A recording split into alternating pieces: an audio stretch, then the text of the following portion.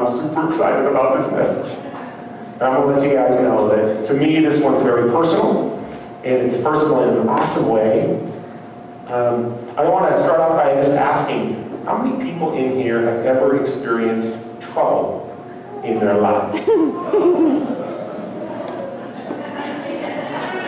How many people in here have never experienced trouble in their life? Good. I was wondering if the infants could raise their hand, Most of us, if not all of us, have experienced trouble at some point in our life. And I found that there really are two spectrums of life that will reveal who a person is. One of those spectrums is a ridiculous amount of a flooding of blessings. That will actually reveal who a person is. When someone wins the lotto, you get to realize very quickly who that person is. There's an old expression that says that money doesn't change you, it just makes you bigger you. It reveals who you really are. And so if you see someone who's ridiculously blessed, they just got everything going for them. If you watch that person, you will see who they really are. Because with no constraints or restraints, they will act out who they are. The other way of knowing who a person is for them to be flooded with troubles. Troubles, problems, issues, trials, tribulations, persecutions, trouble will reveal who a person is. That's the one I want to talk about today. I chose this topic on purpose because our church, I noticed that a lot of people are going through a lot of things. And I have a feeling it's not only me and my household that have troubles, but that probably every person, because all of us raise our hands, we not only have had trouble in our life, but probably most of us right now have troubles to some degree in our life that we are contending with. I think that life is certainly like a race, but I don't think it's one of those smooth marathon races. I think it's more like the hurdles, the high hurdles. And that we're always contending with a hurdle or a trouble or a problem or an issue that has to be overcome or triumphed over. Most of us find ourselves confronted with a hurdle or a trouble or a problem.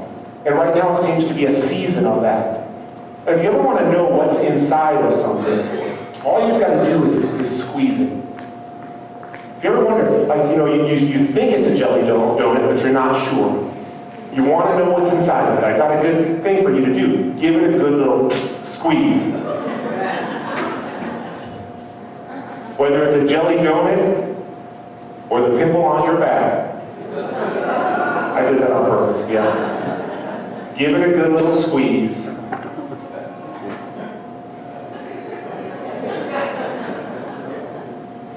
Because if you put something under enough pressure, what is on the inside of something has a tendency to spill out to the outside. You put something under enough pressure.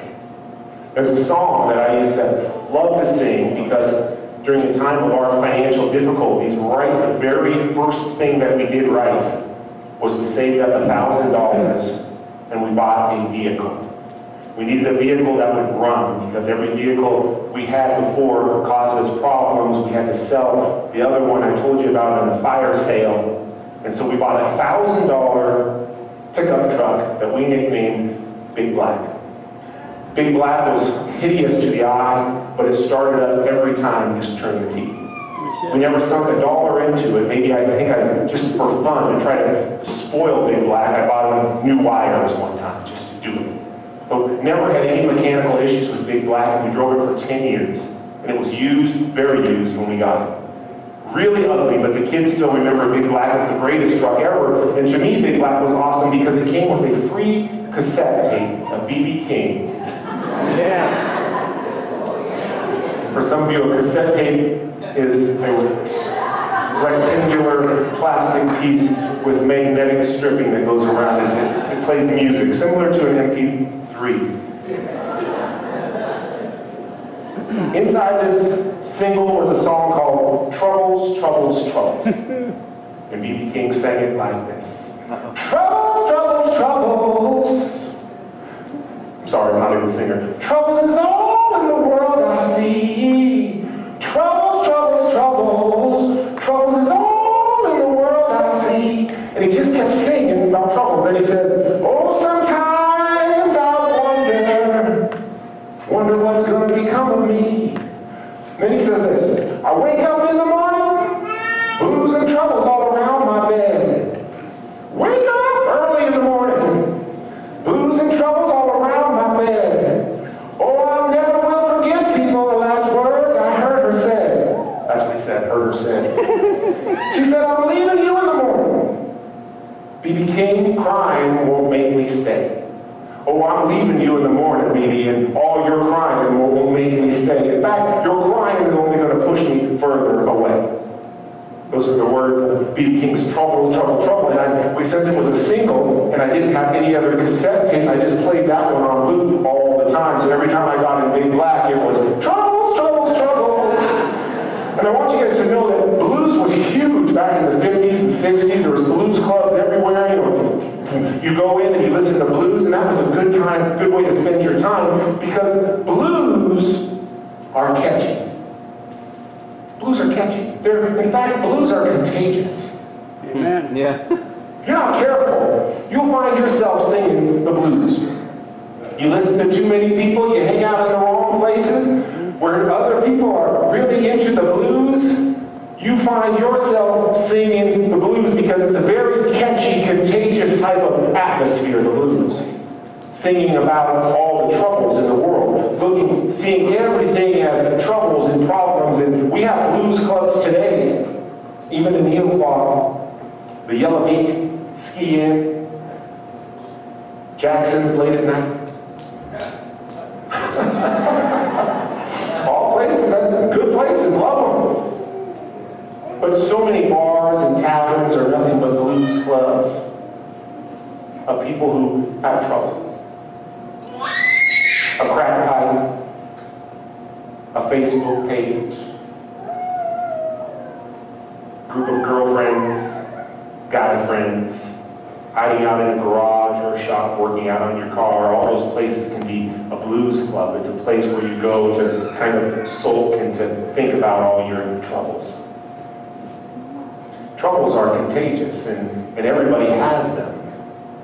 But I wonder if God has intended for us to go through troubles or to sulk and wallow in troubles.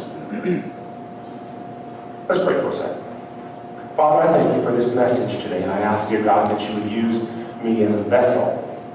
Simply this, Lord, that you take me out of the way and you let your word penetrate all the way through and into our heart, that it makes a difference in our life. I thank you, dear God, that your word is always good. It's never bad. Your word is called the gospel, the good news. And today we rejoice and we thank you for your good news. In Jesus' name, amen. Amen. You know, when you look at your own lives, like I said before, we seem to have so many troubles and so many difficulties that we face. You know, you ever wonder why that is? Why is it that life has to come with so many troubles? Why do people face difficulties? We had a family come to church on Easter and suffer a heart issue, and literally a heart attack, right here on Easter morning. Minding their own business, good intentions, got up that morning and said, I'm going to church, all dressed up, looking our best, Easter's here. And then they had trouble. Trouble is everywhere. Everywhere that we look around, it seems like trouble is around every corner. Right now, there's people sitting right next to you. Even someone sitting in your exact seat who are dealing with a life full of troubles. Do me a favor, just kind of glance over, just go like this and look at the person next to you and say, I know you've got troubles. Now look at them and say, so do I. It's good. 1 Peter 4:12, this is a scripture. This was one of my very first memory verses that I remember like really feeling glad that I knew. And it was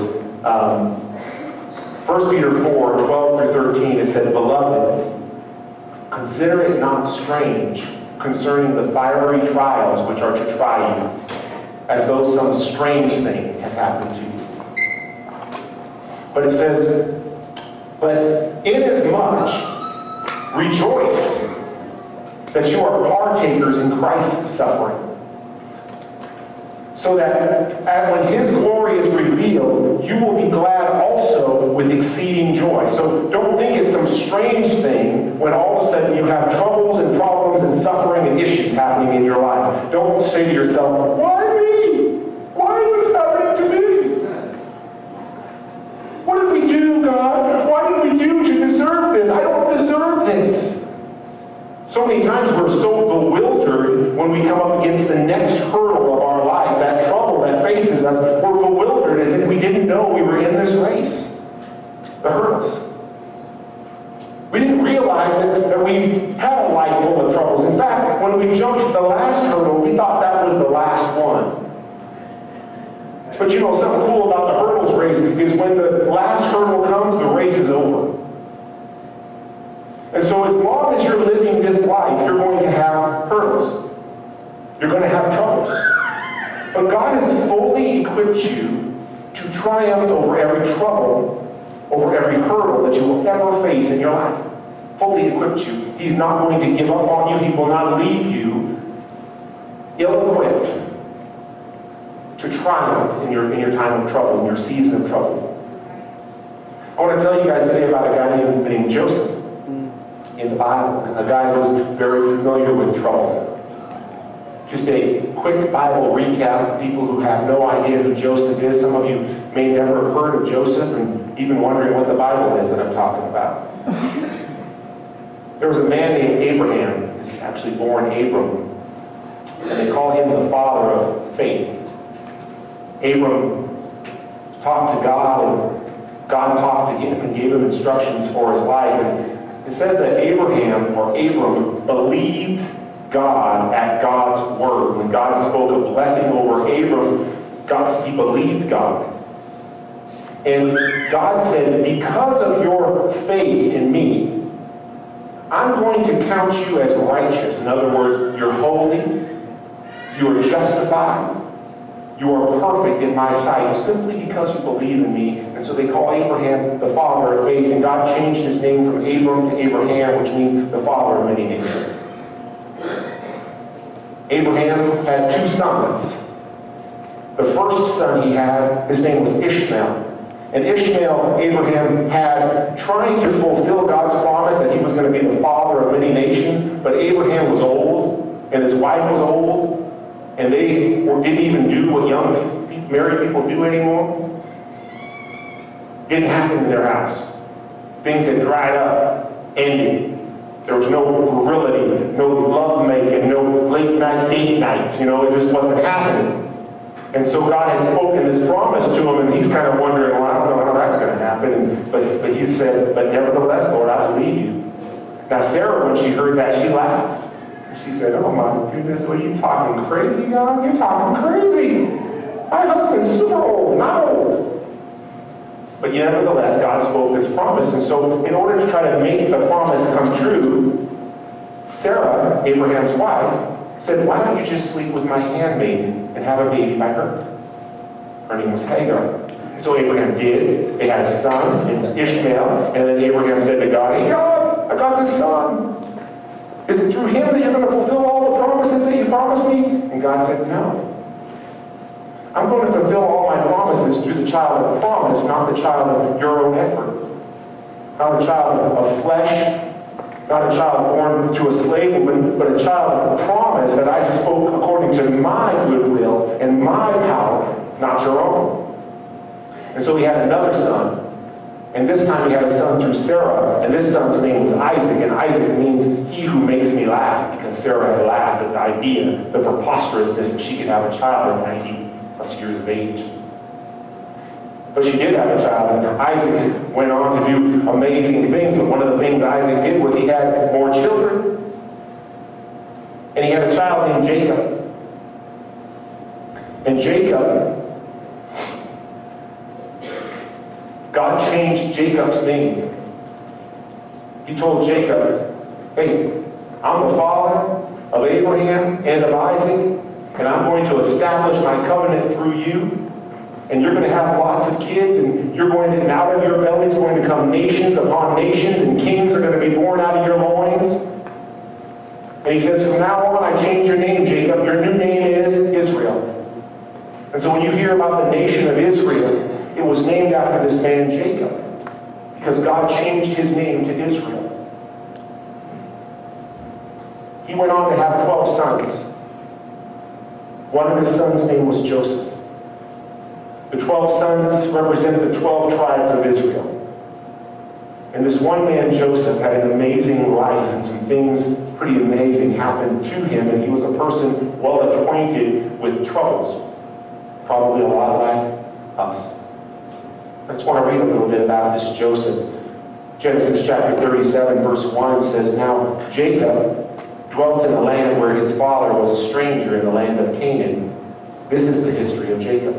Joseph, being 17 years old, was feeding the flock with his brothers, and the lad was with the sons of Bilhah and the sons of Zilpah, his father's wives. See, Jacob had more than one wife.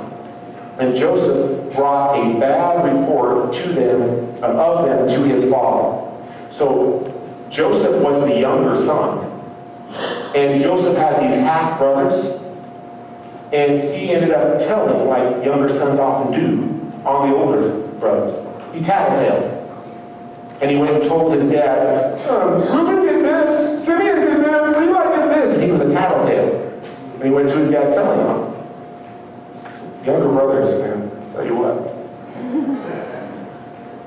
Now it says, now Israel, that's Jacob, loved Joseph more than all his children because he was the son of his old age. Also he made him a tunic, a coat of many colors. But when his brothers saw that their father loved him more than all his brothers, they hated him, and they could not speak peaceably to him. So his half-brothers hated Joseph. He was a tattletale, and their father favoritized him. Their father favoritized him. And they couldn't even say a good word to him. They just didn't like Joseph. He was the outcast, the younger brother that they didn't like. And this coat of many colors, Jacob had made his son this special coat that his son would wear, and it kind of was like this beautiful coat that was specially made, and he was the only one that got it. Boy, I don't want to stir up any family strife, and I'm not even going to talk about how parents sometimes do things like that. But if you end up doing things like that, just so you know, you're stirring up trouble in your family. God is no respecter of persons. What he'll do for you, he'll do for me. One of the reasons I like to share my testimonies and the things I've gone through is if God did something for me, he'll do it for you. God doesn't favoritize. Okay? Actually, I take that back. God does favor. He favors his children. That's right. He favors his children. And you should favor your children more than the neighbor's children. Okay? If you all got children, make sure that you're taking well care of your children before you're taking good care of the neighbor's children. Don't speak nice to the neighbor's children and then yell at your children. That's just good. Okay, but this coat of many colors was conspicuous, and it basically was this outward showing of Jacob's favor for Joseph. It was outwardly beautiful and ornate. And when Jacob wore this coat, or Joseph wore this coat, he knew he walked in his dad's grace and favor, and guess what? So did everybody else. It represented almost like some of the blessings and the things that we have in our life when everything's going good. That new car that we're so proud of that we wax. Oh man, God, you're so good to me. Thank you for this car, Lord. Thank you for giving me a hot life. I mean, Lord, you could have given me the other one, but you gave me the hot life. Thank you, Lord, for that. Lord, thank you for this job. Oh man, God, your favor and grace rest upon me. I mean, I barely even work, Lord, and you bless me. I mean, I got time off. We go on vacations. I've got great insurance. God, you're so good. Thank you. That's kind of like the outward blessings, the coat of many colors, all these things. Oh God, you've given me so many kids and children, and my house is beautiful, and God, you have given me friends and favor and influence, and everywhere I go, it seems like life's just so good. That's like Joseph walking around in this coat of many colors. It was this outward show of the favor of his father. Reminded me of the 80s. In the 80s, I remember buying an Ocean Pacific ski jacket. It was black, thin shell with all sorts of neon colors. Like neon pink here and green. And I remember when I got that thing on, I put it on, I thought to myself, oh, yeah. I was looking online, can you show this one? Now, this doesn't look like mine. Mine was much cooler than that. But this was the 80s, right? This is kind of what we had this era back then in the 80s, and it's kind of coming back now. I noticed my sons are starting to wear some iffy things. One of my sons bought some tennis shoes with like pink flowers and all sorts of things on it. I said, I think they're cool. I don't know. I mean, it's kind of like this jacket. Is that cool? I don't know. Then there's another picture. Look at this guy. Oh, yeah. Straight up 80s. And then the last one. Now, you see how he feels like he looks cool? Like you can tell he feels cool. That's how I felt in my jacket. And that's how Joseph felt in his coat. It was this outward flaunting, this outward showing that you are super proud. I remember I used to let girls wear my coat at lunchtime. I'd see them walking in with the coat and it's like, hey, lunch is over. Kind of did do that actually. But Joseph then, listen to this. So now Joseph already hated up his brother. He has these dreams. First dream he has, he had a dream that they had bundled up all these sheaves of grain and they had put them in these bundles. It's like this long bundle that you tie up and you lay on the ground. And his sheep ended up standing up on end, and his brother's sheep all bowed down to his sheep. You think this is a good story he should tell his brothers? Well, of course he had to. Hey guys, I gotta tell you guys something. You all need to listen. And then he told them this dream, and they just hated him all the more, it says. And then he has another dream, and in this dream, he said that the moon and the sun and all the stars began to worship him. And he decided, I think this would be a cool thing to tell my mom, dad, and brother. So he told them, and they hated him all the more. Sometimes we bring trouble on ourselves. Sometimes we bring trouble on ourselves. So he kind of brings this on, and then later he ends up going out into a field where his brothers were. His father sent him out to go check on his brothers. He gets out there, his brothers see him coming, and they're like, this dude, let's just do away with him. Let's kill him. And one of the brothers, Reuben, said, no, you guys can't kill him. Come on, that's crazy talk. You can't kill him. Let's just throw him in a big hole. So they take him and they throw him in this big hole, and they stripped him of his coat of many colors. They couldn't wait to get that thing off of him. We're going to strip this thing that you gloat, that you show off, that's God's love, or it's actually Jacob's expressed love and favor for you. We're taking this coat off that you're so proud of, and we're throwing you in a hole, and then they see some guys walking by, and they were Ishmaelites. Well, the name Ishmaelites literally means they come from the lineage of Ishmael, which was the brother that Isaac had that was born of Hagar, the slave. Well, these guys are walking by, and I'm going to let you know that those two brothers have two different camps. There's one that became Israel, and one that became the 12 sons of Persia. And these two tribes are fighting today. When we see the Muslims and the Christians in a conflict, that's where it comes from. That's where it stems from. That's the root of it. Well, these Ishmaelites are walking, and they come, and their brothers say, hey, we want to sell you our brother. And they sell him into slavery. So Joseph not only got thrown into a pit and stripped of his coat of many colors, he then gets sold as a slave. Verse 1 of Genesis chapter 39 says, when Joseph was taken to Egypt by the Ishmaelite traders, he was purchased by Potiphar, an Egyptian officer. Potiphar was captain of the guard for Pharaoh, the king of Egypt. The Lord was with Joseph. In the midst of his trouble. That verse right there is key, and you should check it out. Because every one of us raised up our hand when I asked if you guys have had trouble in your life. And I bet even if I said how many of you have trouble brewing in your life today, most everyone, if they were honest, would raise their hands again. But it says that he was sold to Potiphar, but it says in verse 2 that the Lord was with Joseph, so he succeeded in everything he did as he served in the home of his Egyptian master. Potiphar noticed and realized that the Lord was with Joseph, giving him success in everything he did.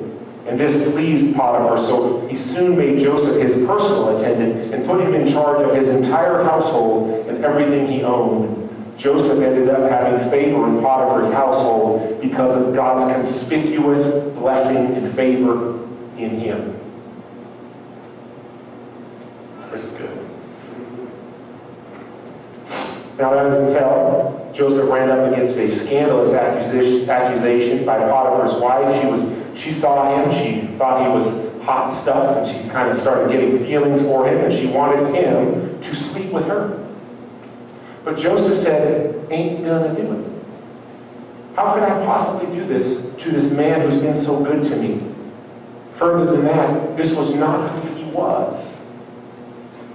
See, he couldn't act out of his identity. This was not who he was. It was not his character. He was a man of integrity. And he says, I will not do it. She tried to force herself on him, and he took off running, and she grabbed at him and grabbed his cloak right off of it. He was wearing his clothing, and he just let it go, and he took off running as fast as he could to get away from that temptation. She was furious that he rejected her. And so she kept his cloak, and this was not the same thing as the coat of many colors. This was probably a plain, indescript type of garment that you would wear that's not special at all, one that would be worn by a servant. And it's interesting that even though he was stripped of this coat, he still had his integrity, and he still had his character. And those shined so bright in this time of testing and trouble. And so he left, but because she had this garment, she said, here's the garment. He tried to rape me. And when Potiphar heard this, seeing that she had his garment, believed her. And Potiphar threw him in prison, Joseph in prison. And read what it says there. Genesis 39:21 says, but the Lord was with Joseph in prison and showed him his faithful love. And the Lord made Joseph a favorite with the prison warden.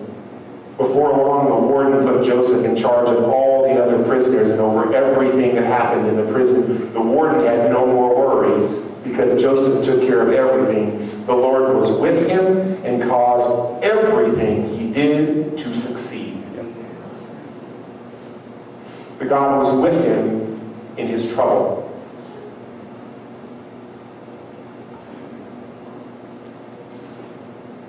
In prison, just to sum up kind of the story of Joseph, in prison he meets a butler and a baker.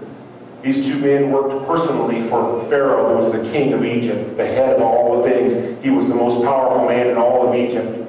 And his butler and his baker were there, and both had dreams, and both their dreams kind of disturbed them, and they wanted to know what it meant. Well, God gave Joseph the ability to interpret dreams, and so Joseph told the butler, your dream means that you're going to be taken out of prison and you're going to be restored to your position with Pharaoh. And he told the baker, your dream means that you're going to be taken out of prison too and they're going to kill you. And both of those dreams came true. And the butler was restored to Pharaoh. And Joseph said, remember me when you go back to Pharaoh. But he didn't remember him. 2 years later, Pharaoh has a dream and needs someone to interpret the dream. And the butler says, oh yeah, I remember this guy back in prison. I was supposed to remember him when I got out. 2 years is a long time to be in prison. He was actually in prison for years before that as well. Sometimes we can think in the middle of our trouble that we've been forgotten. But if God is with you, you have everything you need to succeed in your trouble. Patience in trouble works out great things. He ended up being called for by Pharaoh, and he ended up interpreting the Pharaoh's dream. And the Pharaoh ended up making him second in command in all of Egypt. And ladies and gentlemen, yes indeed, every single person in all of Egypt bowed down to Joseph, including his own father and brothers, Amen. who came looking for food, and he was their answer. And so God ended up fulfilling every promise, every dream that he ever gave Joseph, but not without trouble. See, troubles create pressure. And just as I said, if you want to see something or what's inside of something, you can squeeze it. Well, that is true, because what's on the inside will eventually come oozing, squirting, spilling out from the inside out because of external pressure that's put on something. Well, pressure and really compression does something else. Compression, pressure from the outside that causes compression, doesn't just cause what's on the inside to ooze out, it also causes what's on the inside to change. If you put something under enough pressure, it can actually change the molecular structure of that thing that's in there. It changes it. See, because the compression causes the molecules, the particles, to start moving faster and faster, and it creates heat.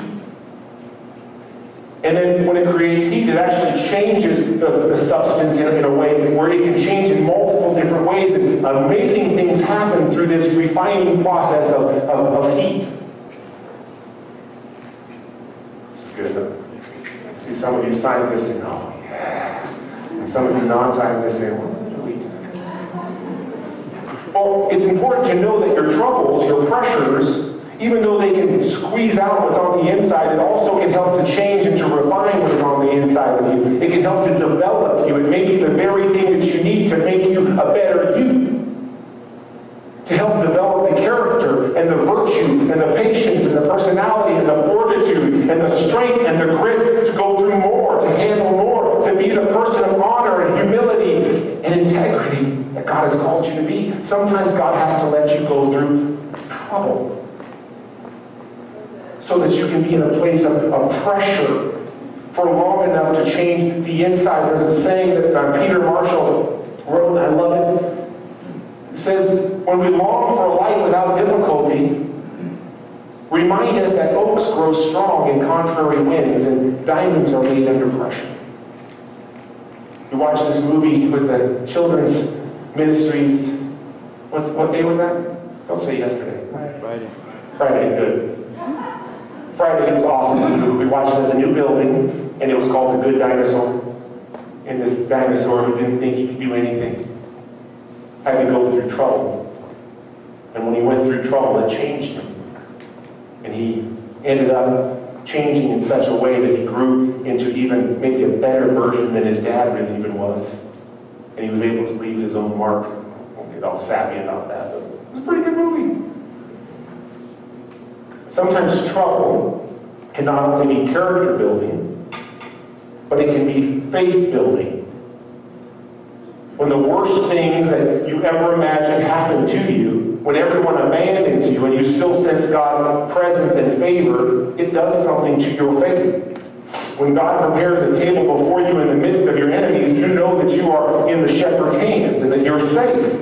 There's something that happens in the midst of trouble that helps to develop our faith in God, because our tribulations, they work patience, our experience hope. And we end up having patience and faith because we've gone through trouble and because God was faithful even in our trouble. When David ran up against the lion and the bear and he was able to defeat them, he knew that God was with him. And if God was with him in that trouble, he would be with him in this next trouble. And your troubles and the things that you've gone through in your life, you need to be able to look back, and they need to be faith building, virtue building, experience building, character building. And also troubles can create chance meetings. Paul and Silas, thrown into prison, ended up meeting this captain of the prison. They didn't know why they were there, but God had let them go to prison simply so that he could deliver him and all his household and preach the gospel to them. I wonder where your trouble has brought you and what chance meetings God has had in mind for you. Don't underestimate the power of your voice in the midst of your despair and trouble. Amen. Yep. In the midst of your despair, in the midst of your trouble, your voice is stronger than it's ever been. People will listen to you more than they've ever listened to you before. What are you going to speak? What are you going to say? The way you handle yourself in trouble not only reveals who you are, but it can be the greatest testimony of the one who created you and whose coat of many colors you wear. Times of trouble. We go through seasons of trouble. Jesus said in John 16:33, he says, he goes, I've told you all so that you may have peace in me. Here on earth, you're going to have many trials and sorrows. Another version says that here on earth, you're going to have trouble. But take heart, because I've overcome the world. Jesus guaranteed that we're going to have troubles in this world, and we will indeed. But look what he says later in the next chapter, John 17, verse 13. He says, now he's praying to the Father, and this was before he was going to ascend to heaven. He says this, he says, now I'm coming to you. He's praying to the Father. I told them many things while I was with them in this world, so that they would be filled with my joy. I've given them your word, and the world hates them because they do not belong to the world, just as I do not belong to the world. I'm not asking you to take them out of the world, but to keep them safe from the evil one. It's interesting that in this world we will have trouble. Why did Jesus expressly pray to the Father not to take us out of our trouble? I'm not asking you to take them out of the world. In this world they're going to have trouble. Don't take them out of the trouble. Let them stay in the trouble. Why? Because it's faith building. Because it's virtue building. Because it's a trial of our faith. And so many of us want the dream without going through the trouble, not recognizing that it's the trouble that builds and changes your character to be able to handle the dream. If there's two spectrums of life that can reveal what's inside of something, trouble, when you have issues and problems, it will reveal who you are. You ever notice some people excel under pressure and some people choke? Some people excel under pressure. Some of the greatest quarterbacks of all time, some of the great basketball players, when the pressure's on, their best comes out. And others, it seems like they choke. All those guys are always on the Mariners. You ever notice that? When pressure's on, some people excel because what's on the inside comes out. And some people, under pressure, choke.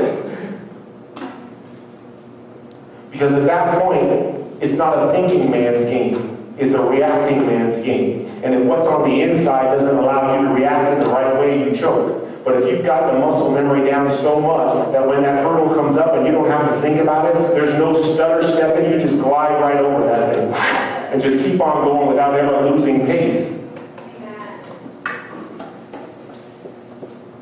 I'm moving fast. I'm going to skip right over Habakkuk 3, 17 through 19. But I want you to know that sometimes life will not go so well for you. No, I'll read it. Habakkuk 3, 17 through 19 says, even though the fig trees have no blossoms, and there are no grapes on the vines, even though the alder crop fails and the fields lie empty and barren, even though the flocks die in the fields and the cattle barns are empty, yet I will rejoice in the Lord.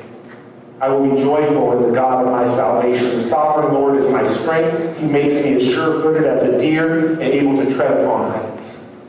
Love that. What if the coat of many colors, what if your coat of many colors was less about the outward blessings and more about the inward identity? Mm-hmm.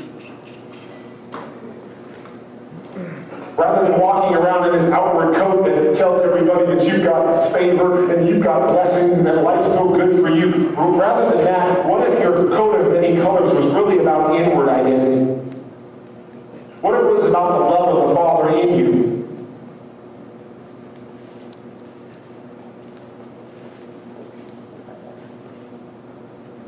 There's a passage in James that says this. It says in the New King James Version, it says, my brethren, count it all joy when you fall into various troubles or trials, knowing that the testing of your faith produces patience.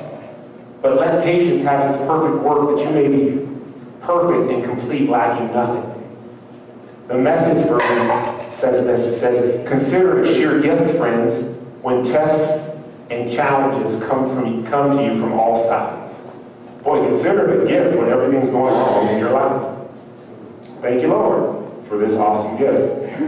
Seems like all things aren't working out. Yeehaw! Everyone's mad at me. People are talking about me. My job's in peril. My health is kind of so-so. Thank you. That's really awesome. I love it. Count it as a sheer gift. Then it says, you know that under pressure, your faith life is forced into the open and shows its true colors. Whew. You know that under pressure, your faith life squeezes out into the open and it shows its true colors. If you want to see the coat of many colors, your coat of many colors, it is exposed in trouble. Nothing better than trouble shows your true colors are. True colors. And I love it because it's our faith. It's this faith of who we are. It's our identity. So don't try to get out of anything prematurely. Quit whining and crying and asking for God, please rescue me out, please rescue me out, please rescue me out. Maybe God is allowing for you to be in the trouble that you're in. Do you know that God allows you to go through trouble? My little son Tai, he's the least mechanical of all of my sons. And that's a nice way of saying it. He's got all these gifts in this area, but sometimes he acts like a little baby and he doesn't do things. And so I decided, you know what? I'm going to let him struggle with a project. So I said, son, see that little cabinet door that's broken? I want you to fix it. How dare? Go find the screwdriver, take it off, and we'll work on it. What kind of screwdriver? Figure it out. Took him a while. He used the wrong screwdriver, but he still got it off. And he was struggling. He was frustrated, but we worked through it little by little, and he ended up fixing this whole thing by himself. And you know how he felt? So good about himself. He had to glue it and put C-clamps on it and let it sit overnight. And then he put it back down when he got back to school. And now he knows, and he showed me over and over as he opened this door that it works just fine. Well, God lets us go through things. And he doesn't pull us out too prematurely just because we're frustrated or we're crying, ouch. Let it do its work so you become mature and well-developed. Last thing before I close. I think that identity is one of the things that God is most interested in teaching us. Both his identity and yours. And I don't think that God is above allowing us to go through troubles to shape and to release the true colors of our identity. Our identity is exposed in trouble, but it's also shaped in trouble. And so if you ask to be removed out of the oven too quickly, you could be a half-baked cake. Allow for trouble to do its perfect work in you. And don't waste the experience. Learn to try to find some joy in it. Because you trust that God is not going to allow for you to be destroyed. Because you believe that God is in your ship. He may be asleep, but he's in the ship. And you trust him. The last verse I wanted to read was Romans chapter 5, verses 3 through 5. It says this. We can rejoice too when we run into problems and trials. For we know that they help us develop endurance. And endurance develops strength and character strengthens our confidence and hope of salvation. And this hope will not lead to disappointment, for we know how dearly God loves us because he's given us the Holy Spirit to fill our hearts with his coat of many colors. Father, I thank you so much for loving us. And I thank you for the favor that so conspicuously defines our life, but more importantly, it defines our identity. Lord, even when our barns are empty, our identity has never once changed. You love us, and we are your child. We wear your coat. We are robed in your righteousness and your justification. We are washed, we are sanctified, and we are justified. We literally are the righteousness of God in Christ Jesus. Your coat of many colors is a conspicuous sign to us and to the world that we are your children, and as you love us, that you will never leave us and never abandon us. Even in trouble, though troubles come and troubles go, even in trouble you will be with us, even to the end of this world. When that last hurdle is jumped, that last day comes, when we breathe our last breath, we believe, Lord, that we will be partakers in your glory. We believe that we will be glad with exceeding joy. Father, today I pray that anybody that does not know you in this way, they do not know you in this way, or they're going through troubles right now, Lord, and they simply need you. I ask that you speak to them now, that they come forward, and that we're able to pray for them, Lord, that you will be their deliverer and their comforter. Hey, if you guys are going through anything today, I want to just have you come up. Could everybody stand up? Anybody that wants to come up specifically just for prayer, we're going to pray for everyone going through trouble. Now, if you're going through trouble and you want prayer, I'm going to let you know that I'm going to pray that God remove you from the trouble. I'm not going to pray that God leaves you in your trouble. But I'm also going to pray that you'll have the patience to endure the trouble as long as God wants to lead you in it. If you're all right with that, come on up. Let's get praying. Some people aren't used to coming up anywhere for help, and so they will refuse to come up, and their life is in turmoil. Their marriage is messed up. Their finances are jacked. The doctor told them they have something that's incurable, yet when the prayer altar is open, they don't want to go forward.